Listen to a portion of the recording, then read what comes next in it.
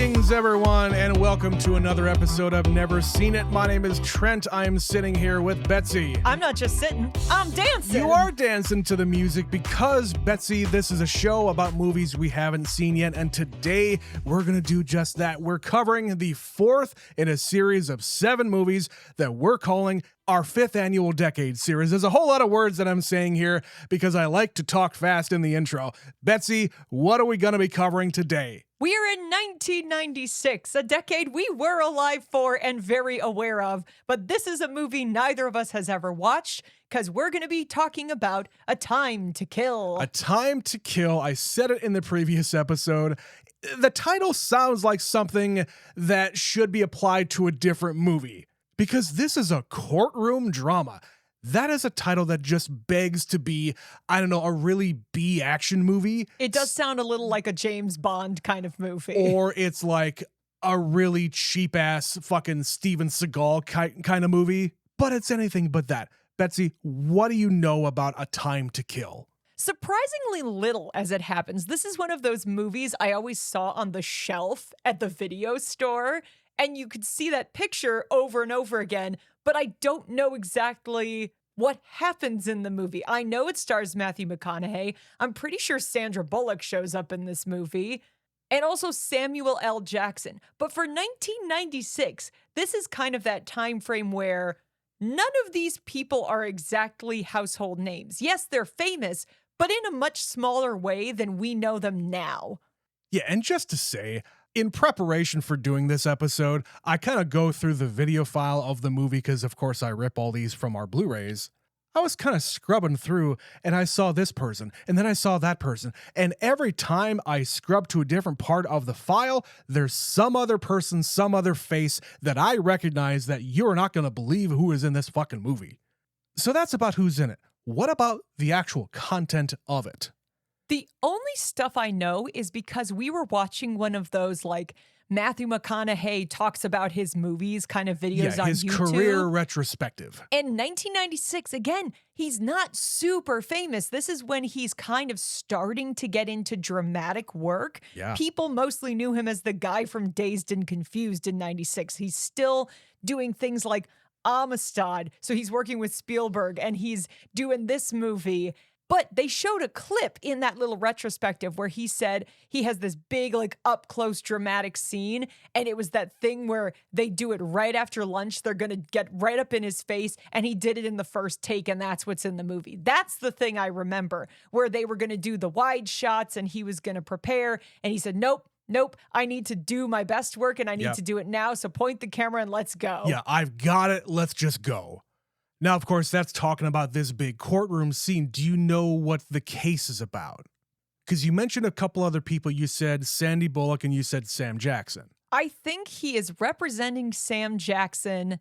And the situation was Samuel L. Jackson took the law into his own hands, but I don't remember exactly why. And now he is on trial for that. So the big moral question is, did this guy actually have justification for doing what he did? And Matthew McConaughey, as his attorney, has to kind of wrestle with defending him.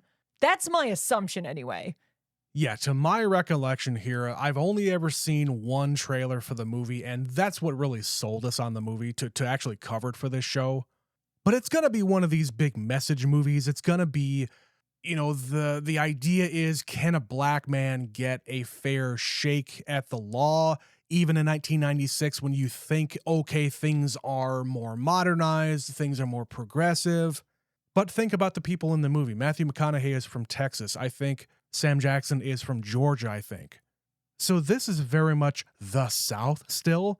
And I don't know whether or not they're going to get way into like race stuff, or if the prosecutors on the other side are going to be super duper racist. I don't actually know anything more than what I saw in the trailer. I think of the movies we're covering in this series, this is certainly going to be the most, like, message movie, trying to work through some really heavy topics. This is a heavier topic, of course, and we typically, for these decade series, we try to pick a movie that kind of epitomizes that year, that decade. And the 90s, as I mentioned in the previous outro of that episode, The 90s were chock-a-block full of courtroom dramas, and this is just one of the better ones. It was the era of John Grisham. I don't think this is a Grisham, but it wouldn't surprise I have me no if it idea. will be. Yeah, but like, I always think about The fucking Practice and LA Law and all of these other 90s television shows as well. And then they were everywhere. And then A Few Good Men and The Rainmaker Yeah, and The yeah. Client. Yeah, Even there's- Philadelphia was Yes. another really heavy thing that had a courtroom drama element to it. So honestly, that's really why we're covering this one today for this decade, for our 5th annual decade series. So I think with that, we're going to go and watch A Time to Kill. We will be right back.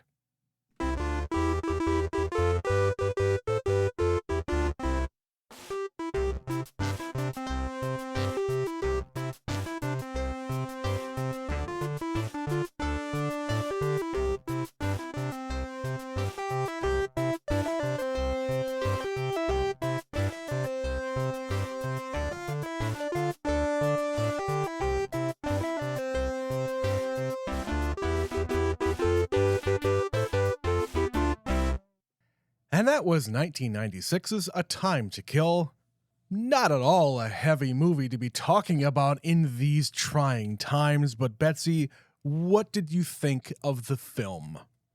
Yeah, what you just alluded to, this is not an easy movie to watch, certainly. And it's not going to be an easy movie to talk about either. No. So everyone, if you're listening, going in, if you look up some plot points about this, there are some sensitive topics we're going to be talking about. Yeah, definitely. Also, just to put it out there, I don't know if you know this or not, but this little movie podcast is not going to solve racism. No. And I don't think that's what this movie's trying to do either. No, and it's also not really trying to solve the idea of, capital punishment or people taking the law in their own hands and things like that.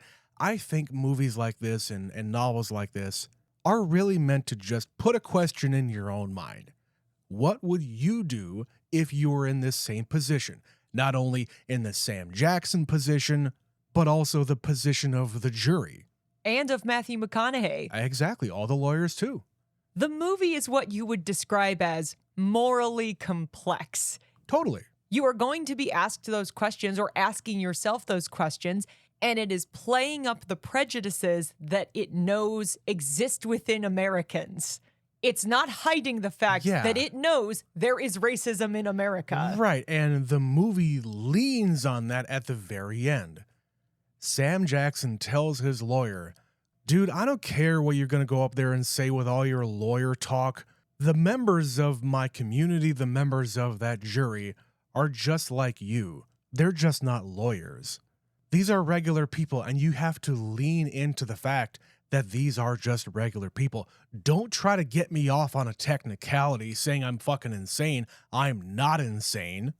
But it's something that a lawyer would argue. Go up there and be a human being. I picked you because you speak the same language they do. You might not like that about yourself, but it's just a fact. It's a byproduct of how you were raised, where you grew up.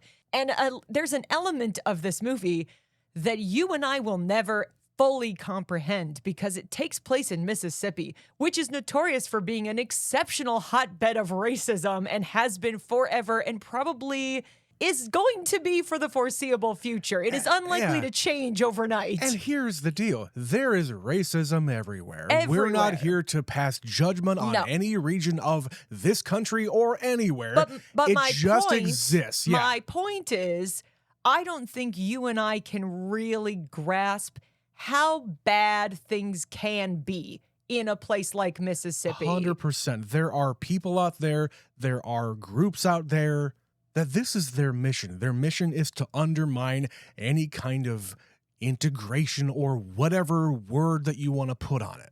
If you don't know, we live in South Dakota. We are very white people in our early 40s. We have not experienced any kind of racism in our entire lives. Not towards us anyway. But watching this movie, I am reminded of the fact, this took place 30 years ago. This movie is 30 years old, and it still feels very relevant. It can feel very relevant to today, of course, because there are elements that they're talking about here that are not solved and probably will never be solved. Because you could pass a law tomorrow nationwide saying, capital punishment is outlawed. People will still want to carry out a capital type punishment. Whether the law says it's the thing or not. That's the whole movie, is this guy decides the law is not going to do what needs to be done in this situation, so I'm going to take care of it myself. Right, and it's really irrelevant what we think, but I have no problem saying I do not believe in capital punishment. I'm very much like the Sandy Bullock character here in that I believe, she doesn't really go into her reasoning as to why she thinks this, but I believe that as a society, we shouldn't be killing people at all. Well, she does kind of go into it. She basically says, unless you have seen it in practice, once you've seen it, you might change your mind. But that goes to the brutality of it all. That's the point of it. She is bringing up the brutality of it. Yeah. And then there's another counter argument being made by Matthew McConaughey. So like I said, the movie is morally complex. But to actually answer the question you asked me, I think 10 minutes ago by my watch, I did like the movie. But it's a weird word to use that you like something like this. I think it's a really well-made movie. It's very, very well acted, and it's going to make you think. So if you can use that definition to say, I liked it, then I liked it. But by golly, am I uncomfortable watching it because you as the viewer are being challenged to ask these questions of yourself. Yeah, you're being questioned here as to, okay, again, what I said before, what would you do in all of these different positions if you were plopped in that spot? And it doesn't really try to answer any of those questions. It is just, it just happens to be what it is. The jury could have gone the opposite way and you would have felt a different feeling as a result. Any number of things could have been changed in the movie and you would have felt a completely different, result. And honestly, Betsy, I feel like that is the movie's kind of downfall for me. I enjoyed the movie for what it is and the story that they're telling here and the questions that they're answering. But to put on my movie critic hat here for a minute, I feel like there's just too much happening. I feel like there are too many subplots where the white supremacist Klan members come together and they're trying to sabotage things. They're trying to kill people. They're burning houses. They're doing all sorts of shit here. And yes, I'm not saying that that wouldn't happen. What I am saying is that from a movie perspective, from a film watcher perspective, it's a distraction. It's already hard enough for Matthew McConaughey's character to go through all this. But to also have this element of it distracting him away from doing the good job. And I know that that's part of it. You just didn't need so much of it. The movie is 2.5 hours long. It didn't need to do that. If you really wanted it to be a longer movie, spend more time with the characters. You got Oliver Platt in here. He barely does a thing. I think all of that stuff is here for the people like us who really haven't had to live in this kind of an environment to really comprehend these people will intimidate you. They will go out of their way to incite violence. They will show how bad it could be. Yeah, they will show you how tensions will rise extremely quickly in this situation. And because of the particular trial, you understand why tensions are rising, because this guy killed 2 men out in the open, and everybody knows it. He might be pleading insanity, but the fact remains, there were dozens of witnesses who saw this man do the deed. It is not a question of whether or not he did it. The question is, was that a criminal act? Was he justified in doing so?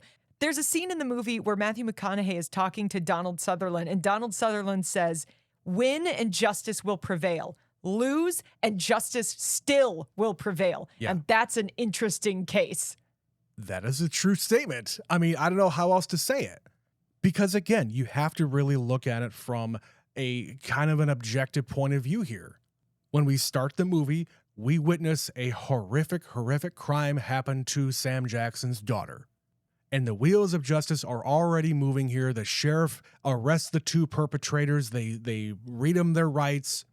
They have them on tape. They confess to it. They're about to be arraigned on their crimes and blah, blah, blah. There's evidence in their truck. The little girl identifies the people who did it. Exactly. It is an This is open an and open and shut shut case, just like the Sam Jackson case is open and shut.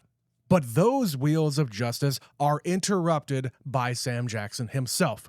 He believes, whether he is insane or not, that this punishment that I personally am doling out is justice. Now, in the eyes of the law, is he right? Probably not. But as Matthew McConaughey says in his final speech, the eyes of the law are human eyes. And those eyes are easily tempted to do something wicked in the eyes of, I don't know, morality. And human beings are full of flaws. And they know that this trial, for both cases, it's going to skew to the white point of view. With the guys at the beginning of the movie who get killed, and with Sam Jackson. It's the same county. It's the same courthouse. Yep. The jury pool is going to be white. And the whole thing about being on a jury is the lawyer's job is to convince you. And if that trial was to have happened, the jury probably could have been convinced, well, those boys do deserve prison, but maybe not the maximum sentence. And that's not good enough for Samuel L. Jackson as a father, as a husband, as a man. He is just like, that is not acceptable. Right. And that whole idea here is brought up a lot of different times, especially when Chris Cooper is up on the stand. He lost a fucking leg as a result of this other thing happening. And he still says, I would have done the exact same thing.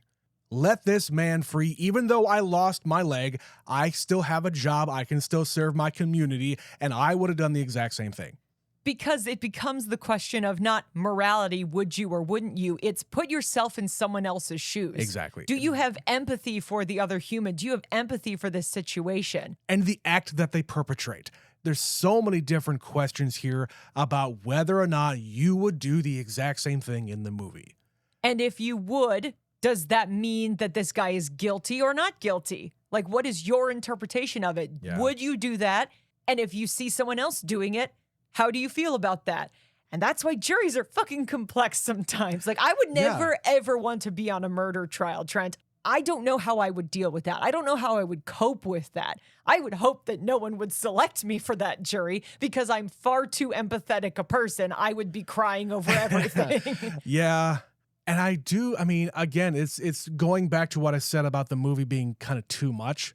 They show the jury having dinner together on a couple of different occasions when they're supposed to be completely sequestered from each other, from the outside world, from everything. They are not supposed to talk about the case. But they are. They're not talking about details. They're just reading the room here as far as, okay, who thinks that he's guilty? Who thinks that they're going to vote for conviction and things like that? And the head guy who's asking the question, he's got all sorts of different things coming out of his mouth that shouldn't be. No, he's basically saying, I've already made up my mind about this trial. Let's hurry this along. The guy so is going to die, and he doesn't say guy. When we get to the trial being done and we can deliberate, let's already have our decision kind of made as a group. And that sucks. I don't like that they did that, obviously, but does it make it a better movie? I don't know. I guess it just shows that, yeah, everybody has their prejudices, and I'm not talking about racism here. You are prejudging based on what you already know about the case. The jury knows that Sam Jackson killed those two people. That is a fact. They have a witness who says he apologized for shooting him, so he has now been placed at the scene. But that is also another charge here. He is also charged with attempted murder of that cop. Well, you know what? The cop says he didn't mean to do it. So right there, you should throw out that charge. So again, we go back to the idea of reasonable doubt. And all it takes for a jury trial is for everybody to be unanimous. If one person on that jury says no, you cannot convict them. And that is the U.S. justice system. It ain't perfect, but it's all we got. For better or for worse, that's how it works. Yeah. But I think right now we need to take a quick break. I need to catch my breath here because I have so many different things coming out of my mouth. We're going to take a break for a word from our sponsor. We will be right back. This season, give yourself the gift you've always wanted. It's not a new car, and certainly not diamond jewelry. It's premium podcasts from the industry's leading connoisseurs of conversation. For only $5 a month, you will receive the most privileged access to their entire catalog. Patreon.com/NeverSeenItPod. Only the best for the discerning listener. So, Betsy, in the introduction, I mentioned that there are a whole lot of different people in this movie that you are going to be pointing at the screen saying, oh my God, it's them. Oh my God, it's them. In fact, there are 6 different people in this movie that eventually won Oscars for acting. We are going to add A Time to Kill to a surprise Octavia Spencer appearance. This is like the 5th time that has happened on this podcast. Yeah, Octavia Spencer has 2 scenes and like 1 line in the entire movie. As you said, it has happened many, many times just on this podcast, and I cannot believe it continues to happen. But yeah, there's a whole lot of powerhouse actors here. Let's start off with the man himself, Matthew McConaughey.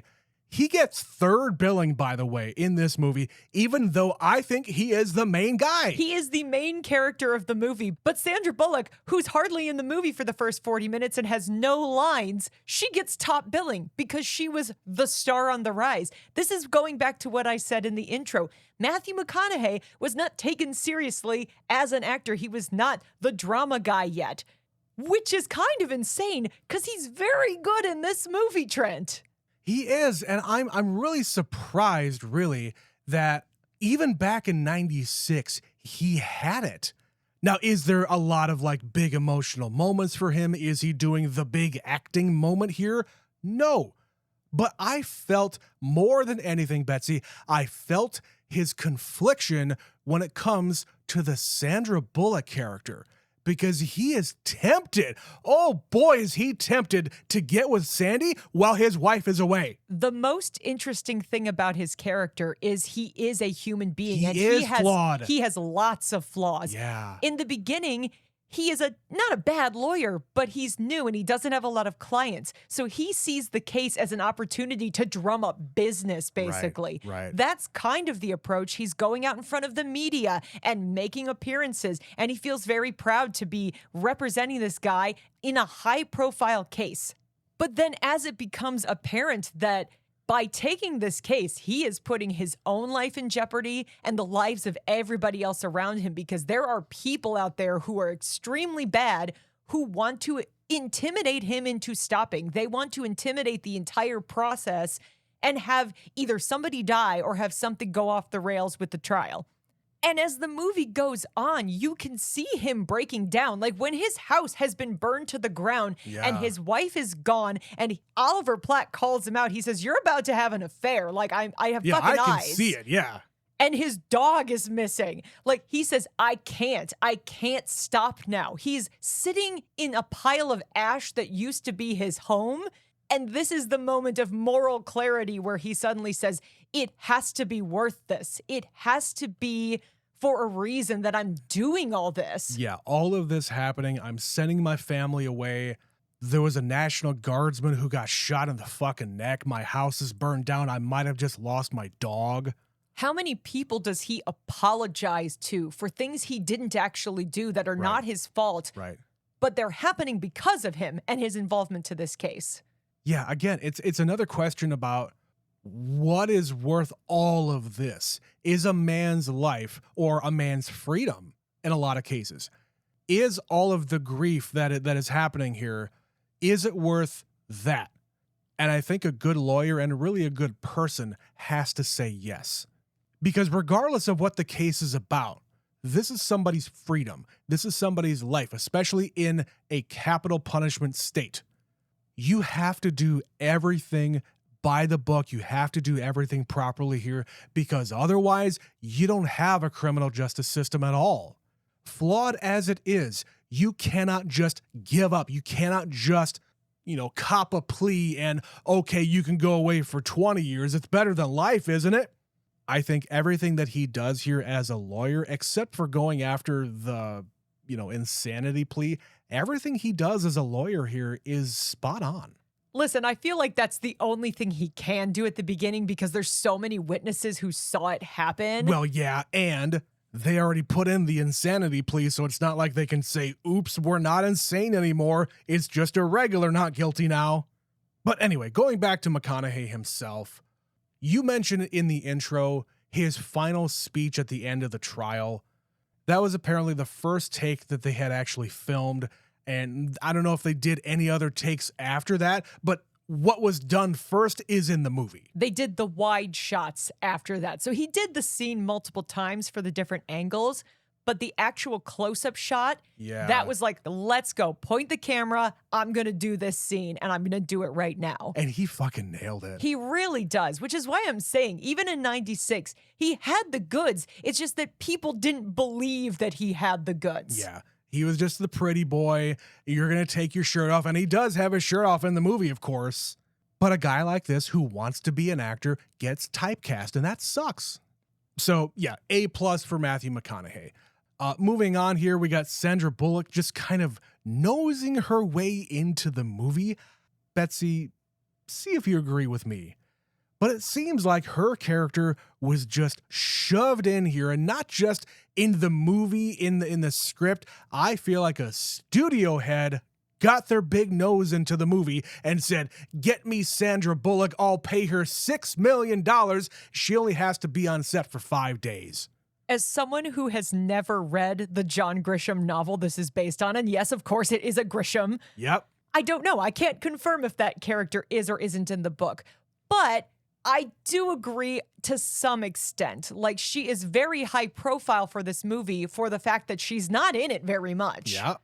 In 1996, she was the star on the rise. She was already one of America's sweethearts. We're going to put her in the front of all of these movies. And she's good in it, but it does beg the question of, is she just here because we need him to be tempted?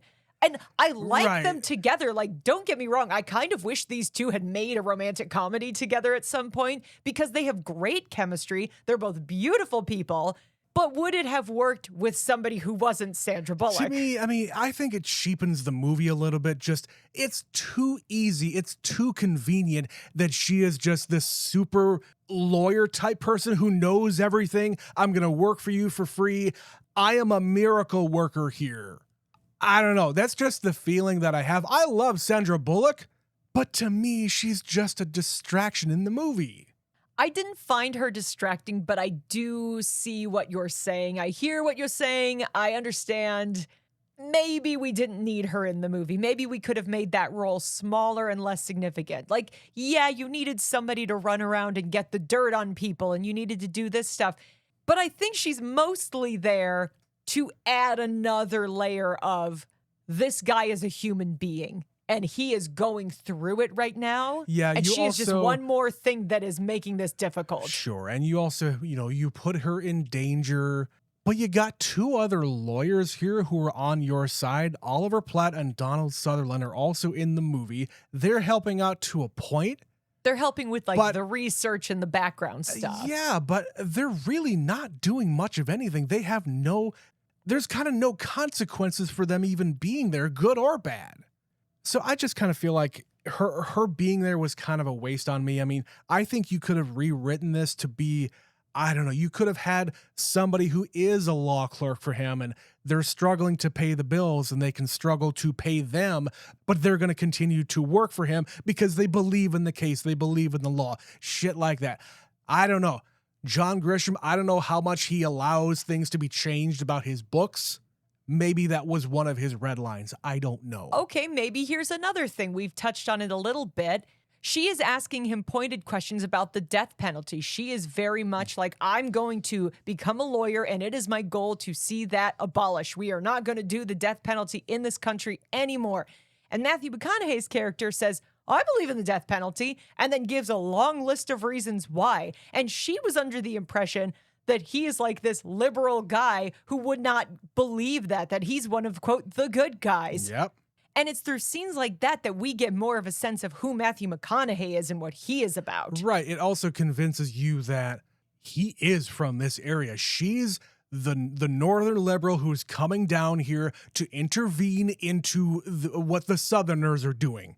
And as a result, they have a casual conversation during lunch about the death penalty and how he wants to have hangings on the fucking lawn in front of the Capitol. Now, Betsy, this, I think, is a pivotal scene for a character work, because even she is put off by him having these opinions. But in the real world, people have emotions. They fly off the handle. They will react to a horrible thing happening to one of their own. And yeah, sometimes they commit murder as a result. And I am honestly reminded here of, there's a lot of politicians who have given this kind of an answer to the question, if your wife was held hostage and murdered, would you then commit murder yourself to get revenge? I'm reminded of the Ides of March when George Clooney's character is asked that exact question. But the thing he says in that movie is, well, I'm not punishing the perpetrator. I'm not punishing the murderer of my wife. I am committing a crime. By me getting revenge, yes, I'm committing a crime for which I would gladly go to prison for. He is making a choice, and Sam Jackson's character also made a choice.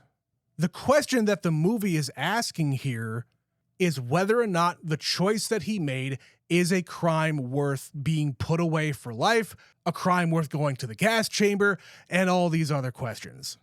And they're having this casual conversation at lunch, and she gets incensed at the presumption that it might be okay, at least in the mind of the killer, it might be okay for somebody to seek revenge like this. And, she gets outraged and she storms out.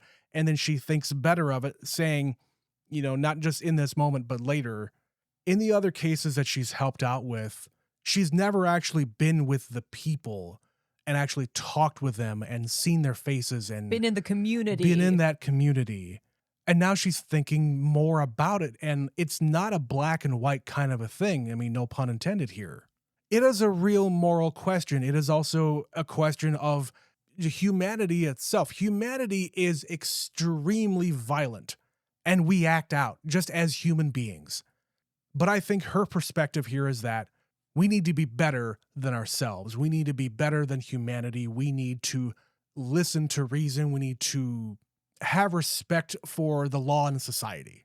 Well, I'll transition us away from that then by saying there's a total counterpoint in the Kiefer Sutherland character, because he is also, this is one of the rare times Kiefer and Donald Sutherland are in the same movie. Yeah.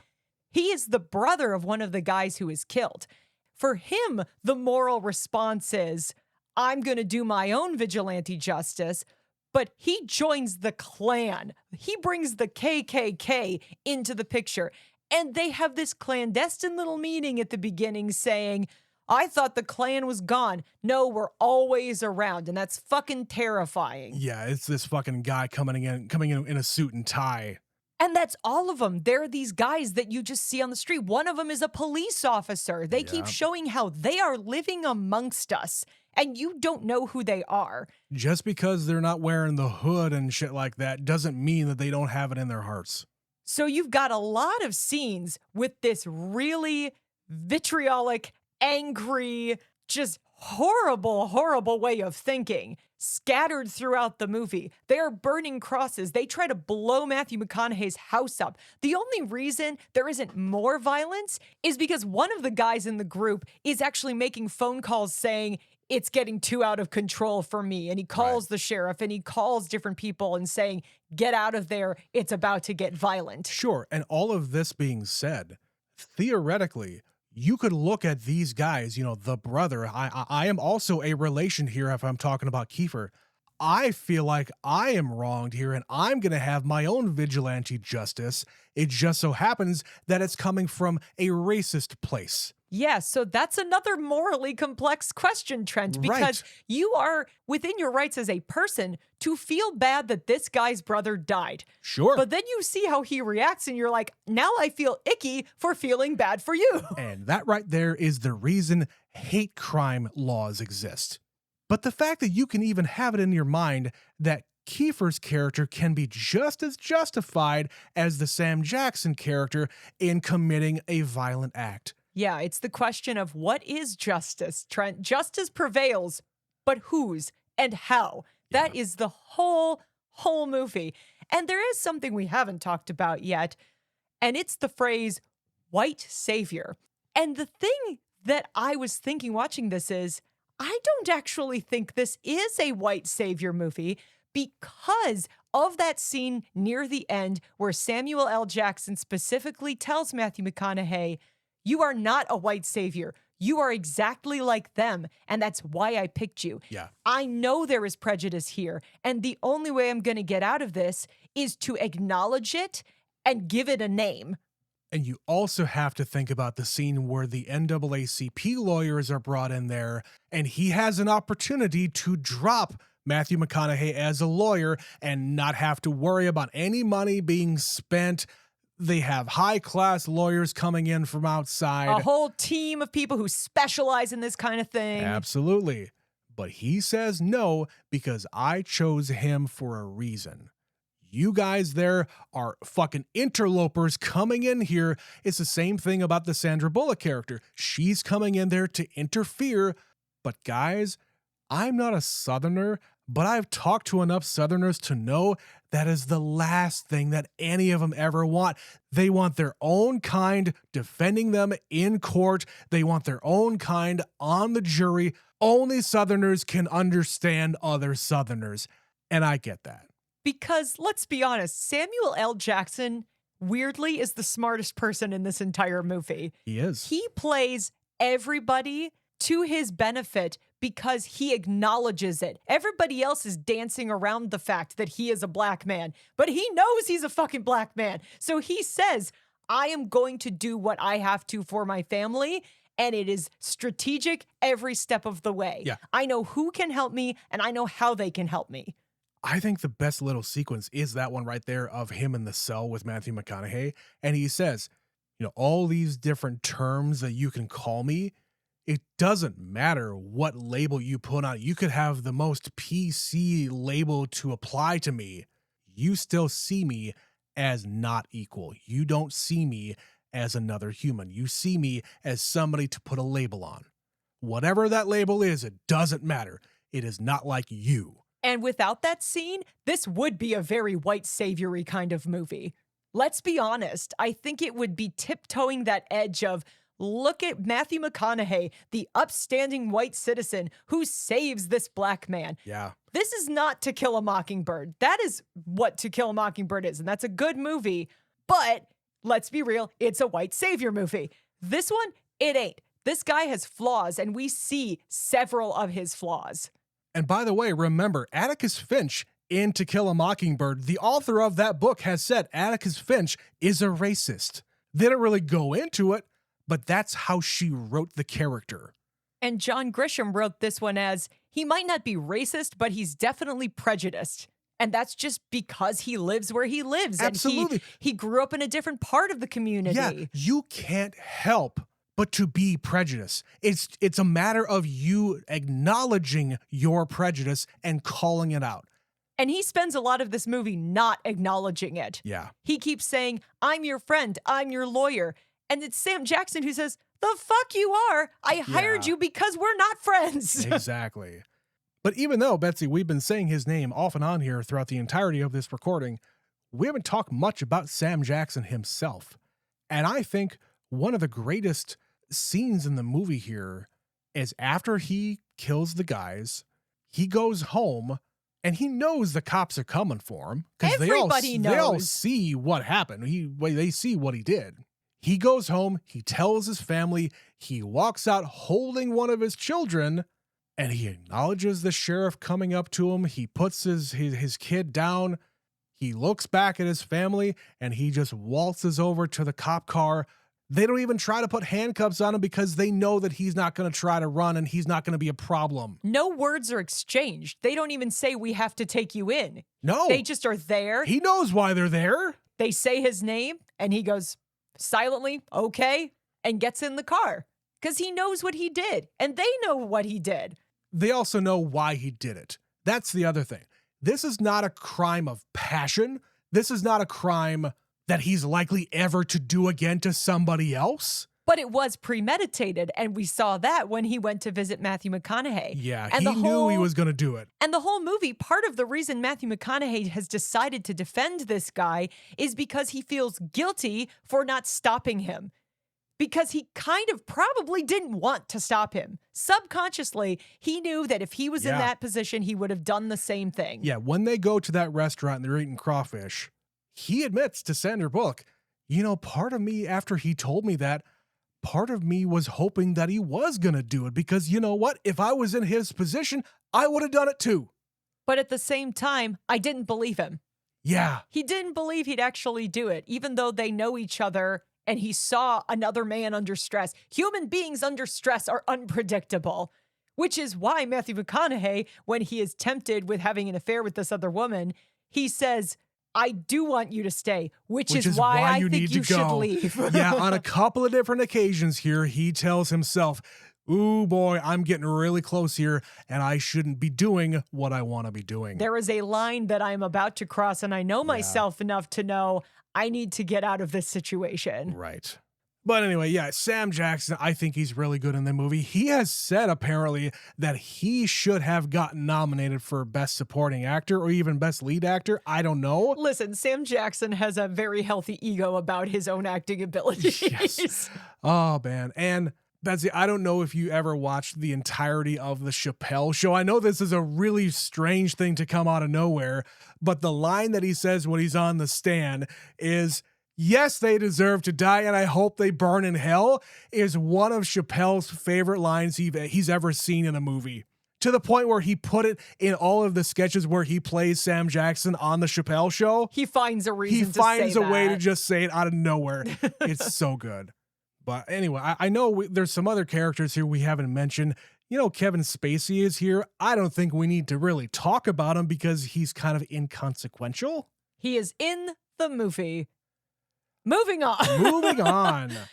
Donald Sutherland, we kind of mentioned him. He is the mentor. He is Matthew McConaughey's former boss who got disbarred. It seems like he didn't start the law firm, but he was there when Matthew McConaughey was brought on. Donald Sutherland was disbarred, and Matthew McConaughey took over the practice, even though none of the clients came along with him. Right, but Donald Sutherland was disbarred, we find out, because he kind of has a very strong moral compass, and he let people get to him. And unfortunately, that became physical, and so they said, no, you don't get to be a lawyer anymore, even though he clearly has the right intentions in his heart every time he speaks. And now he's just an old drunk. Yeah. And this is a total aside, and I don't know where else to say it. But last year when I was unemployed, I watched the movie JFK by myself. Betsy, you've never actually seen the movie, but I got total JFK vibes throughout the entirety of this movie because it's another, I don't know, it's a bunch of lawyers talking about something that happened. There's a whole lot of questions about things being covered up, and there's a lot of meetings in law offices and whatnot. I just got the same vibe about this movie as that movie. And, you know, the fact that Donald Sutherland is in both of these movies didn't really help things. But I just had to say that. But one last person I wanted to mention, Ashley Judd is his wife. What did you think about her? She's not in the movie very much, but I think she's good in it. It's just still weird for me to see her blonde because I'm used to late 90s Ashley Judd as a brunette. There's one scene here when she comes home. That scene bothered me because he's by himself. He's thinking maybe somebody's going to try and get him. He pulls the gun, and she just comes in out of nowhere by herself. Did you get the vibe that maybe he was dreaming? There was sort of a mood here, like maybe that wasn't really happening. Like maybe he fell asleep at his desk, and in a vision, his wife appeared to him.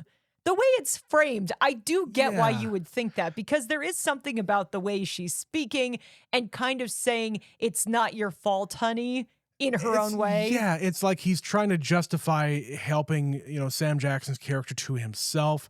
There's even the moment there where she says, you know, I was angry with you before, and now I realized why you're doing it. You're doing it because if it happened to our own daughter, you would have done the same thing. And maybe it's because I just don't know why this scene is here. Maybe it's because she disappears and then we don't see her at the trial. Like if she was in the room at the trial, I don't think you'd be feeling this way, but it's like No. she appears and then goes back into hiding. Yeah. I don't understand why they felt the need to put the scene in the movie. I am not the screenwriter. I do not have an answer for you. Well, you are no help, Betsy. All right. What else do we have to talk about here? Well, we do, I think, need to mention that his secretary is played by Brenda Fricker, who Yep. just died like 2 days She ago. just passed away recently. Yeah, and she is not, again, in the movie very much, but she had already won an Oscar at this point. Yeah. And she's playing his secretary, and again, just kind of appears at the beginning and isn't in the movie very much. Yeah, it seems like he inherited her as a secretary from Donald Sutherland when he got the practice. And as she says, she's a fine, upstanding Southern lady who has her own opinions. And she kind of calls out Matthew McConaughey by saying, I know what is going on here. You didn't take this case because you wanted to help out the poor black man who is being accused of these things. No, you wanted to grandstand. You wanted to make yourself out to be a big fancy lawyer, and you're anything but. You're a fucking schmuck as far as I'm concerned, and your actions caused the death of my husband. And even before that happens, she had been getting death threats herself. Right. And it's the fact that he is so singularly driven by ambition at this part of the movie that he doesn't acknowledge that what he is doing or not doing is hurting the people around him. He doesn't even stop to consider the consequences of what he is doing. As I said, he apologizes a lot throughout this movie as he has the opportunity to actually look within and see that I have been approaching this all wrong. But the people who actually understand why he did it, at least in his heart, why he did it, again, it goes back to, is it all worth it? Is it worth all of the grief that everybody has to go through in order to have a black man have a fair trial in the South? And I think that Brenda Fricker gets to talk to him this way and point all these things out because she worked for Donald Sutherland and his character actually fundamentally believed a lot of that stuff. Yes. So she has absolutely no problem telling this guy who she works for now, you do not have the correct moral compass. You do not think about the things you should be in this moment. Or at least you're not doing it for the right reasons. But eventually, I think he got there. But, all right, Betsy, this is a heavy one. It is. We don't normally do a whole lot of these, and just to kind of sum up here, I think the movie is well made. I think there's maybe just a little bit too much thrown in here, and moral ambiguity off to the side. I do enjoy a movie that asks really hard questions to which there are no answers given in the movie. And really, those questions have no answers because it's just a matter of your own opinion. Yeah. And because this is a movie about the law and juries and human beings and the fact that human beings are fallible and the law is not, human beings can come to one conclusion, and that's what the law says. And human beings can come to a different conclusion, and that's what the law says. Both things can be true. It's the system we got, folks. But all right, that is going to do it for A Time to Kill. What did you guys think about this? Is this one of your favorite courtroom dramas? Send us an email to neverseenitpod@gmail.com.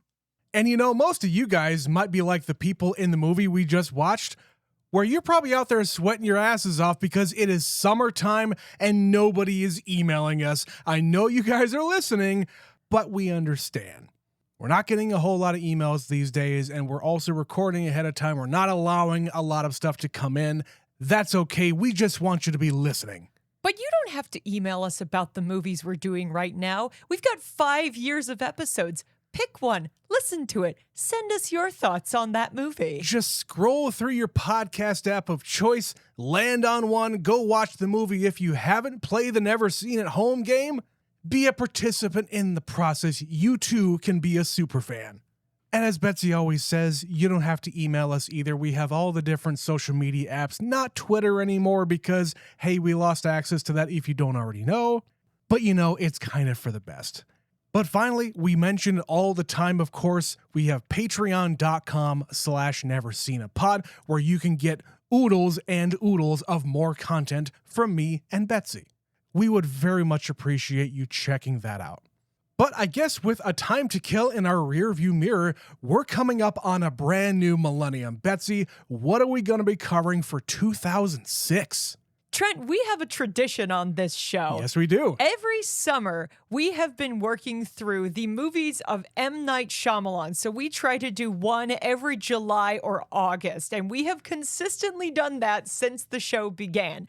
And as it happens, the next movie that we were set to watch also came out in the year that we are going to be covering for the next in the decade series, because we are in 2006 and we finally get to do the next Shyamalan installment. Get to Lady in the Water. You got your Shyamalan in my decade series, but Betsy, there's no better time to do it. So come back next week for Lady in the Water. Until then, my name is Trent. My name is Betsy. And this has been Never Seen It. See you next week. Bye.